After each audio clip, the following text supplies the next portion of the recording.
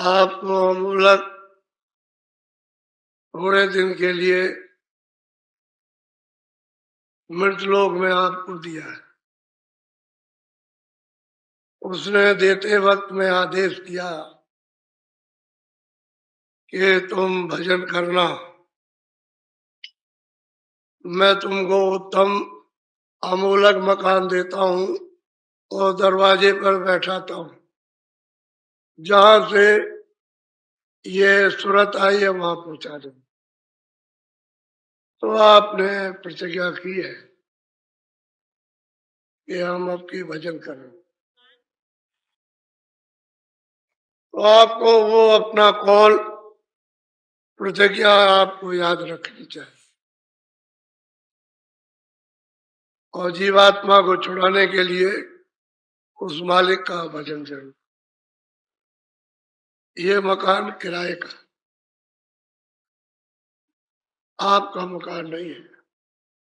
उसने साफ सुथरा आपको दिया और कहा है कि मेरे मकान को आप गंदा मत करना, जो भी करना अच्छा करना, और तुम अपनी जीवात्मा को जगा के मालिक के पास पहुंचा दो। तो आपने उसके वादे को तो भुला लिया और आप कर्म करने लगे, तो मकान आपने उसका गंदा कर दिया, मैल से भर दिया, कूड़े कचरे से, और बदबू और दुर्गंध आ रही है। तो वो आने ही वाला है। वो कहेगा कि भाई हमने मकान तुमको साफ दिया था, तो जैसा दिया तो ऐसा देना चाहिए था। तुमको मेरे मकान में अपना काम करना था, तो अपना काम कर लेते। तो अपना काम किया नहीं, मेरे मकान को गंदा कर दिया, फिर वो ठुकाई करेगा बेदर्दी के साथ। ऐसी ऐसी कठोर यातना देगा कि तुम चिंगार लगाओगे और वहां कोई सुनने वाला नहीं, कोई नहीं सुन। इसलिए उसके मकान में रहो, उसके मकान को कूड़े कचरे से मत भरो। जो उसने नियम बनाया उसके मुताबिक, उसके अनुसार तुम पालन करो। देखो भी, सुनो भी, बोलो भी, सेवा भी लो, सेवा करो, काम करो, काम लो भी, काम दूसरों का भी करो, ये सब करो। इंद्रियों से क्रिया करो, लेकिन सच्ची करो, जिस क्रिया से सबको आराम। वो क्रिया मत करो जिससे दुख मिले, भाई यही तुम्हारे लिए दलदल बन जाएगा बवाद। तो आपको रो रो के देना पड़ेगा। तो आप लोग ये जानते नहीं, समझते नहीं। तो मैंने आपको ये बताया था कि भाई प्रियलाल ने गोस्वामी जी महाराज के पास पहुंच करके और उन्होंने कैसे मालिक को या सबको कैसे प्राप्त किया, आदि से अंत तक और अंत से आद तक उन्होंने सब जान दिया।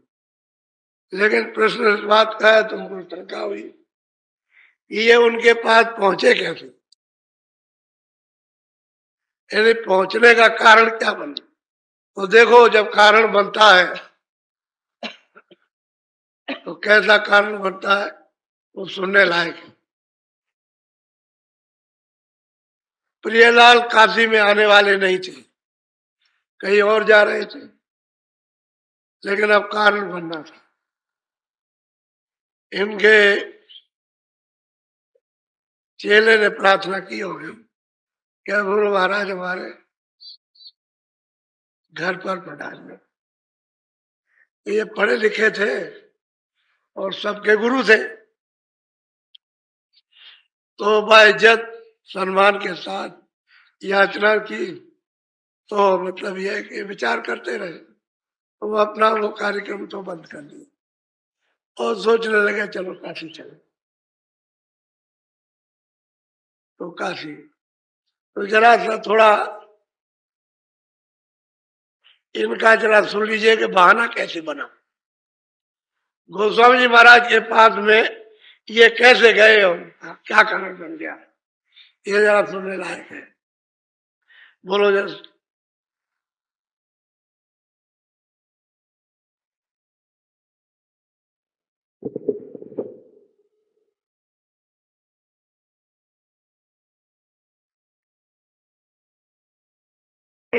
अस अस कस भाग ये है मशहूर। सत्य हम बखाना अस अस वेद पुराण। चारों धाम गए, सब कुछ कहा, लेकिन हमको कुछ नहीं मिला। फिर उन्होंने अपना वक्त मिला, कुछ नहीं हुआ। तो भाई इतना जन्म तुम्हारा, इतना समय चला गया तो किस लिए गया? मालिक तो तुम्हारे पास है। तुम कभी उस घाट पर बैठ करके तुमने कभी ये प्रार्थना की कि हे मालिक दर्शन दो? कुछ नहीं बात। जब देख लिया कि बिल्कुल दीन हो गए तो कहा आप सत्संग सुन लो, और रास्ता तो अब बता ही देंगे। तो 4 दिन 10 दिन 15 दिन सुना, और सुनने के बाद बस रोते रहे, रोना शुरू कर दिया। बैठ के कभी उधर बैठ गए रो रहे, तो कभी उधर बैठ गए, कभी उधर बैठ गए, कभी सोच गए तो वहां रोने लगे जाकर के, कभी कुछ अच्छा ना लगे उनको। तब देखा कि अब ठीक हो, तो गोस्वामी जी महाराज ने फिर उस पर कहा देखो ये दरवाजा है, और यहाँ बैठ करके, घाट पर बैठ करके मन और बुद्धि और चित्त और वही सूरत को रोक कर थाम करके और चलो अंदर की तरफ में, रास्ता दिखाई देगा। तो बैठ के साधन करने लगे। साधन करे रोए, साधन करे रोए। इसी तरह से ये सब सफाई हो गई। तब कूड़ा कचरा साफ हो गया और आँख खुल गई, दिखाई देने लगे। ये बात है विरह। इसमें विरह ही सब काम कर लेती है। बस 100 दवाओं की, 100 यत्न की, 100 ज्ञान की, 100 ध्यान की, 100 पढ़ने लिखने की, एक विरह वो ला करके दरवाजे में पड़ देती। दरवाजा मिलना चाहिए, विरह ही काम करती है। अब मीरा कोई बुरे हो गए तो एक दफे राजा रैदास जी रास्ता बता करके उसके बगीचे में, यानी राजा के मैं बगीचे में वो आई दर्शन करने, उसको रास्ता बता दिया। एक ही दिन की बात, और लग गई उसको लो, तो रोती रहे मतलब ये, और जो बताया था साधन करती है, रोती रहे साधन करती, आँख खुल गई। वो तो बात ये है कि मेरा सब काम करती है, वो सब करने के बाद अब ये भी रोते रहे तो रास्ता बताया। तो मैंने पहले इनका सुनाया कि इन्होंने कैसे प्राप्त किया। सही बात तो ये थी, ये सबके गुरु थे। अब यह है कि चेले तो चेले थे, चेले क्यों भाग गए भाई? चेले क्या समझ के भाग गए? कहले गुरु नास्तिक, गुरु ढोंगी है। तो ये समझकर, नास्तिक समझकर चेले ज्ञानी हो गए। गुरु ज्ञानी रहा, चेले ज्ञानी हो गए। वो समझ गए। तो एक दिन उन्होंने कहा कि महाराज आपकी बड़ी दया हुई, कैसी कृपा दया कर दी कि चेले सभा भाग गए। अच्छा हुआ। ये कारण बना था ढंढोरा। ऐसा ही ढंढोरा पिटने का माना श्यामा नेनु विद्वान, काशी के उस समय धुरंधर, इनसे कोई टिक नहीं सकता। ऐसे विद्वान की साथ कंठन, और इनको आगे कर दिया। ये सब जाकर के होना, जो प्रश्न करे उसका उत्तर, ये भी सब वही रह गए, और इन्होंने भी प्राप्त कर लिया। असल में बात यह है कि कोई ना कोई कारण बन जाता है जिससे महापुरुषों का मिलन हो जाता है। जब कारण नहीं बनेगा, जरिया नहीं बनेगा, तो मिलन नहीं होगा। वो कोहराम जरिया बन गया, उसे लोगों को वहां तक पहुंचने का मौका मिला, और वहां गए, उन्होंने सत्संग सुना, उसी से सब भ्रम टूट गया। करने सत्संग से भ्रम चला जाएगा, विवेक आ जाएगा। रास्ता तो बाद में है, पहले सत्संग। सब जितने भी भ्रम सब तोड़ दे, वो विवेक होगा। संसार का सत्य का सत्य का ये विवेक होगा। बुद्धि जब परिपक्व हो जाए सत्संग सुन करके, तो बुद्धि को कोई ठग नहीं सकता। धोखा नहीं दे सकता। तो जैसे ही परपक हो जाए दीन हो गया, और दीन हो गया उसे दीन को मिल जाएगा। वो दीना ना दे दीनों पे दया करता है। सबको ऐसे ही मिला, सब रोए, बहुत रोए। बेअतिन के दृष्टांत को आप सुने तो बहुत रोए ये सब लोग, और सबको मिल गया, और उन्होंने रास्ता दे दिया और सबको अपने सामने ही पहुंचा दिया। स्त्रियां भी इसमें, जैन मत के भी हैं, वैष्णव मत के भी हैं, सन्यासी भी है इसमें, और जात के इसमें क्षत्रिय भी है, तो ब्राह्मण मुसलमान भी है इसमें, मुसलमान। वो तो शेख तकीब मियाँ, वो तो काशी में मजिस्ट्रेट थे, बहुत अच्छा इंसाफ करते थे। ये भी उसी कोराम में फंस गए, उसी झगड़े में। इनके सामने तो पूरा झगड़ा था, तो ये उस झगड़े को समझने के लिए चले गए, और वहां जाकर के उनका दीदार दर्शन हो गया। उन्होंने पूछा उस खुदा के बारे में, तो फौरन बताया उर्दू में, जैसे ही समझाया उर्दू जबान में, बस मतलब चुप हो गया, बिल्कुल गमगीन, एकदम चुप हो गया, कोई जवाब नहीं। उनके जवाब के उत्तर के सामने कोई जवाब, फौरन बस वो दीन हो गया, उसको भी रास्ता दे दिया, वो भी रो जाए। और देखा कि अब तो ये मालिक को चाहता है, तो उसको भी अपने सामने पार किया। कहने का है कोई ना कोई वसीला, जरिया, कारण वहां तक पहुंचने का, घर वाले, झगड़े वाले, कोई ये वाले, कोई वो वाले, कोई मिलने वाले, कोई ना निंदा करने वाले, कोई ना कोई मिल जाए तो जरिया बन जाएगा, वहां तक पहुंच जाएगा। ये होता है, कारण जरूर बनता है, बगैर कारण। और वो जो बहुत ऊंचे दर्जे के संस्कारी होते हैं, सीधे ही मिल जाते, सीधे ही मिल लेते हैं, क्या हो जाए ऐसे मिल जाए। बोलो कुछ तो बोलो, कुछ बोल दो।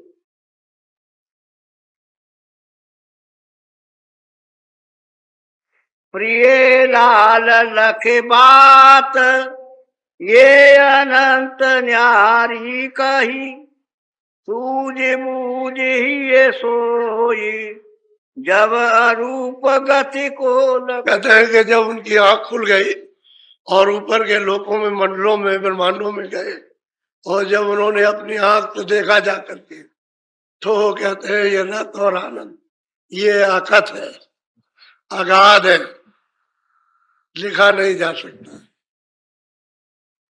जो नीचे की लेखनी है वो भी इशारा ही करती है, वो भी वहां का, क्योंकि वहां की चीजें या नहीं है।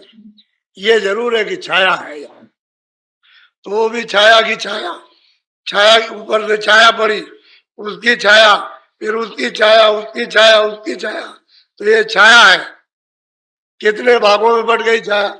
ये चांद, सूरज, सितारे जो दिखाई देते हैं ये असली नहीं, इनकी छाया पर्दे पर, पर्दे की छाया इधर इस पर्दे पर, उसकी छाया उस पर, यानी उसका प्रतिबिंब उस पर, और उसका प्रतिबिंब उस पर, और वो ये प्रतिबिंब, ये प्रतिबिंब है, ये असली सूरज नहीं। असली सूरज के मंडल तो ऊपर है, तारागणों के मंडल ऊपर, चांद के मंडल ऊपर है, ऊपर बहुत कुछ है, लेकिन वो छाया है। ये मसाला बस छाया का है, अंत में छाया हो जाए, क्या हो जाए, गायब हो जाए। छाया दिखाई देती है दिन में, ये टंकी है वो छाया है, ये मकान बना उसकी छाया, ये मंदिर है उसकी छाया, जब रात हो जाएगी तो गायब। ये सब छाया, जितना भी मसाला बना, जो आकार में, चित्रकारी में, सुंदरता में, कारीगरी में जो कुछ भी दिखाई देता है ढांचे में, ये सब छाया, अंत में सब ये भी छाया। जिसमें ये तुरंत बैठी है वो भी छाया। तभी तो रोते मेरा बच्चा, अरे भाई तुम्हारा बच्चा कहाँ है, वो तो तुमने छाया पकड़ी है। जो बच्चा था उसको तो आपने परख नहीं पाया, वो तो निकाल दिया गया। ये बच्चा थोड़ी है, ये तो छाया है।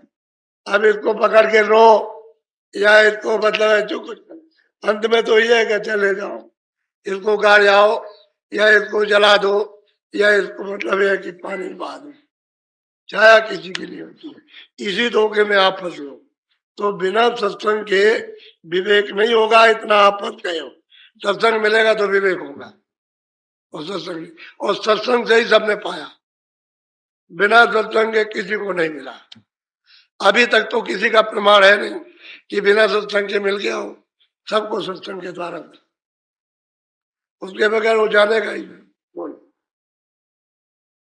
ये घर अगम भेद है भाई, सत्संग करे लखे सब जग। कहते हैं कि ये घर का जो भेद है अगम है, सत्संग करेगा तो भेद मिलेगा।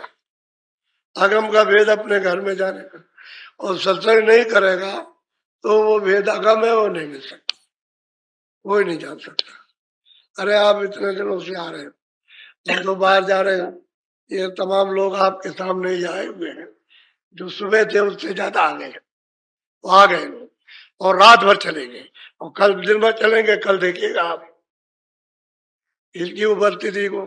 तो आप ऐसा मत समझो, मैं तो बहुत भ्रमण किया, मैंने वहां आपको बताया था, एक घड़ी के सत्संग में, 2 घड़ी के, एक दिन के 2 घंटे के सत्संग में आपको बहुत सुनाया, लेकिन वो जो सुनाया वो पढ़ा है आपने, तो कभी न कभी आपके उसमें उपयोग में आ जाएगा। ऐसा नहीं है कि बीज डाला गया तो वो काम नहीं करेगा, पढ़ा है। जब ऋतु, जब मौसम उसका आएगा तो जब आएगा। डाल दिया बीज, पड़ा हुआ है। बहुत से जमीन में बीज पड़े हुए, चाहे जितनी गर्मी, अभी बरसात हो जाए तो नहीं जमेगा, जब जाड़ा आएगा तभी जमेगा, चाहे जितना पानी गिरे। बाद जाड़ा लगा, चाहे पानी भरते ना भरते, वो भी जम आएगा। तो महात्माओं का डाला हुआ बीज वो नाश नहीं, वो नहीं नाश हो। वो जब मौसम आएगा, उसकी जब बाहर आएगी तो फौरन जमेगा, कल्ला दे जाएगा, तब काम होगा ही। तो ये इतने दूर दूर से आए, तो ऐसा नहीं है कि मैं कहीं गया नहीं, मैंने दौड़ा करके बहुत मेहनत। अब तो मेरी उम्र बहुत हो गई, वैसे अभी मैं मेहनत करता हूँ, कम थोड़ी मेहनत करता हूँ, बहुत करता हूँ। तो सत्संग सुनो, आपको जो कुछ भी जानकारी और परिचय जो कुछ मिला सत्संग, सत्संग नहीं मिलता तो कुछ नहीं होता। और जो कुछ भी आपने अंदर जो चलने का जाना, जो देखा और सुना, वो सत्संग से ही आपने पाया, वैसे नहीं पाया। वैसे तो क्रिया तो आप पहले भी करते थे, लेकिन मालूम नहीं था कि दरवाजा कहाँ है, और कैसे आँख खुलेगी, कैसे कान खुलेंगे, किधर से आवाज आती है, किधर से देखा जाएगा, आपको पता ही ना था। सत्संग से और वो प्रियलाल कहते हैं कि भाई बिना हमको भी जो मिला उस सत्संग से, हम अगर उनके पास जाते नहीं, उनके वचन को नहीं सुनते रोज रोज रोज रोज, तो हमको भी कुछ पता नहीं चलता, हमको भी सत्संग ही चलता, क्योंकि अगम घर का भेद है सत्संग से। और सत्संग बगैर महात्मा खुश नहीं होते, क्योंकि सत्संग सुनोगे, विवेक आ जाएगा, आपके अंदर गुण आएंगे, तब वो तुम्हारे ऊपर रीच आएंगे, तब रास्ता देते। ऐसे बोलो। ये अगाध की बात है अनुपा, बूझे संत मिले कोई। कहते हैं कि भाई ये अगाध की बात है, कोई संत मिल जाएंगे और कोई जिज्ञासु मिलेगा, तब तो वो काम बन जाए। जिज्ञासा होना चाहिए, उस चीज को चाहने वाला, कि हम भी प्रभु को प्राप्त करना चाहते हैं, बताने वाले महापुरुष मिल जाए, तब तो अगम का भेद कर जाने का आपको मिलेगा, वैसे नहीं मिल सकता। यही कमी है इस कलयुग में, जो फसाव ज्यादा हो गया कि महात्माओं का आपने इतनी निंदा की है कि अब आपको शर्म आती है, शर्म आती है, यह आती है, और आप डरते हो कि हमको पाप लग जाएगा, हम नरक में चले जाएंगे। बताइए, शास्त्रों में तो सब में लिखा है कि संत को सबसे बड़ा, सब में लिखा हुआ है, लेकिन जो लिखा है उसको नहीं मानते आप। रामायण रोज पढ़ते हो, उसमें संत की महिमा लिखी है कि वो सबसे बड़े, लेकिन नहीं मानेंगे आप, उनसे शंका करते हो और उनकी निंदा करते हो, और निंदा संत की बौर बौर नरके जाए, कोई नहीं बचा सकता। संत की निंदा अगर आप करेंगे तो कोई बचा नहीं सकता, कोई भी जगत में बचाने वाला नहीं है। इसलिए आपको पता नहीं कि सत्संग नाम किसका है। ये धक्कम धुक्का काम नहीं है, वो तो बहुत ही सावधानी का काम।